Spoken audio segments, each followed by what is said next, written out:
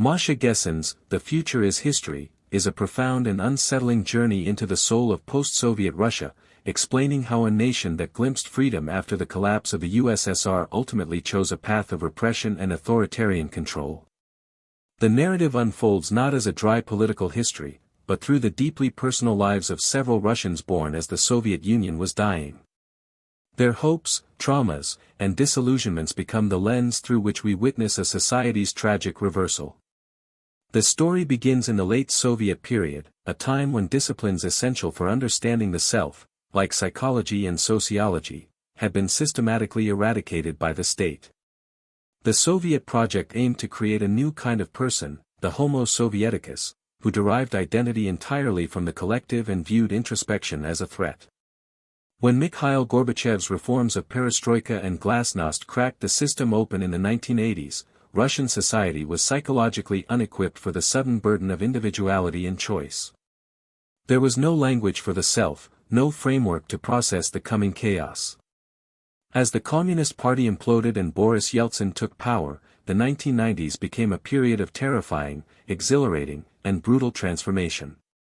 The book unflinchingly depicts the decade not as a simple march toward democracy, but as a traumatic shock. The state's sudden withdrawal created a vacuum filled by violent opportunism and crippling poverty for many, while a tiny few amassed obscene wealth. The old social contract, where the state provided a grim stability in exchange for obedience, shattered, leaving people adrift in a world of bewildering choices and profound insecurity. This collective trauma, Gessen argues, following the thinking of psychoanalyst Erich Fromm, created a desperate yearning for a savior who could restore order and relieve the populace of the unbearable weight of freedom. Vladimir Putin's rise is portrayed not as an anomaly, but as the logical culmination of this yearning. Seizing power amid the chaos of economic collapse and apartment bombings shrouded in mystery, Putin offered a simple bargain: he would restore Russia's greatness and provide stability, and in return, the people would surrender their political rights. The book meticulously details how this bargain was enforced.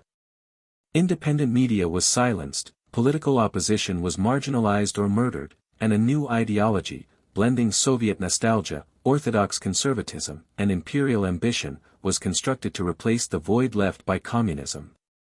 Crucially, Gessen shows how the state, under Putin, launched a direct assault on the very concept of the autonomous individual that had begun to tentatively emerge. Through the stories of her subjects, including a sociologist, the granddaughter of a dissident, and a gay man, we see how tools of repression became more sophisticated. The government resurrected Soviet-style psychiatry to discredit dissent, passed laws against homosexual propaganda, to enforce a rigid, traditionalist identity, and wielded a pervasive surveillance apparatus. The goal was to return society to a pre-perestroika state, where the individual is subsumed by the collective will of the state, and any deviation is pathologized as a threat to national security. The Future is History is ultimately a tragic diagnosis. It reveals how a society, deeply scarred by its totalitarian past and traumatized by a botched transition, actively conspired in the dismantling of its own fragile freedoms. The future promised by the end of the Cold War, of integration and liberal democracy, was rejected in favor of a familiar past, repackaged as a strong and defiant new history. Gessen's masterful work is a chilling reminder that history does not move in a straight line, and that the desire for a simple, ordered past can be a powerful force in destroying a complex, uncertain future.